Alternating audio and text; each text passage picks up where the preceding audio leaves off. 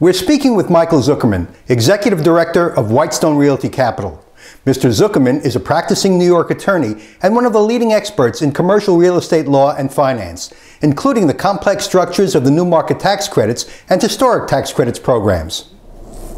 Michael, Whitestone Realty Capital has been involved with the historic tax credits program. How does that work? The Historic Tax Credit Program was created by, and it's probably the most successful program that the federal government has today, to promote the rehabilitation of older buildings that generally date from the 1920s and before. And what happens is they're generally in downtown areas, and people want to look at these buildings. All throughout Europe there have been these renovations of these older buildings, and it's been a very successful program at rejuvenating, creating jobs, and rejuvenating downtown areas.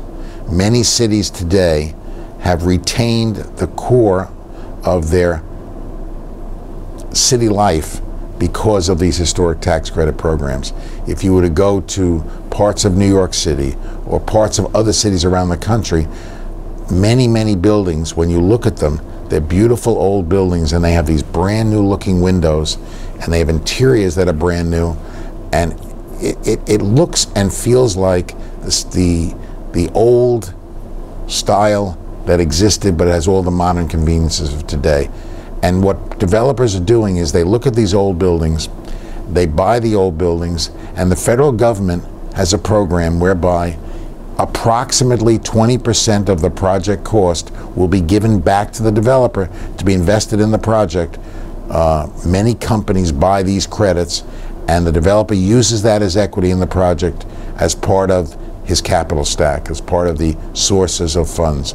There are programs in many states where the state also has a program to promote historic tax credits. And you can, between the federal and the state, in many states, 40% of the project cost can be funded by these tax credits. That's a powerful incentive, Michael, for developers to look into old historic buildings for the redevelopment of those buildings. Correct. Okay. Michael, how would a developer secure an historic tax credit for his project? He retains consultants and architects who specialize in historic projects. They have to go to the State Historic Preservation Office and the National Park Service to get approval. They start with the state office, which is known by the acronym SHPO, S-H-P-O, and they go secure what's called a Part 1, which is approval of the building, and in fact that it is a historic building. Part 2, which is approval of the plans, and Part 3, that the project has been built in accordance with those plans. Sometimes there are buildings that are old buildings that may not be historic buildings, and they can be qualified as historic buildings, and these consultants and architects are capable of doing that. Most of the time, the buildings are certified historic structures, or they're in an area that is a historic area. So, for example, the Upper East Side of Manhattan is a federal historic area. Sometimes these different locations are treated as landmarks. New York does a lot of that. Other cities do that. But generally, it's areas that are either historic areas or it's certified historic structures. That makes it a lot easier. And then you file for this Part 1 approval. You get the approval that the building is historic according to the SHPO requirements and the National Park Service. And then you proceed to go for this Part 2 approval, which is basically an approval of the plans and specifications. And then when it's completed, you get the Part 3 approval.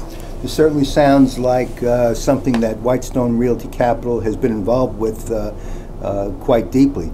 The capital structure of a real estate development today requires a good deal of legal work. Is this where the developer would come to Whitestone Realty Capital to involve themselves with the historic tax credits program? Well, even though I'm a lawyer who has experience in that, the Whitestone wouldn't actually do the legal work. What we do is we would put the program together for the developer. We would bring the investor who purchases the tax credits.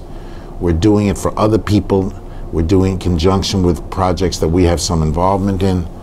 And these credits are secured by us by arranging the consultants by arranging the purchasers and qualifying the buildings as certified historic structures or whatever, whether they're in historic areas, and then that's added to the capital stack of the project.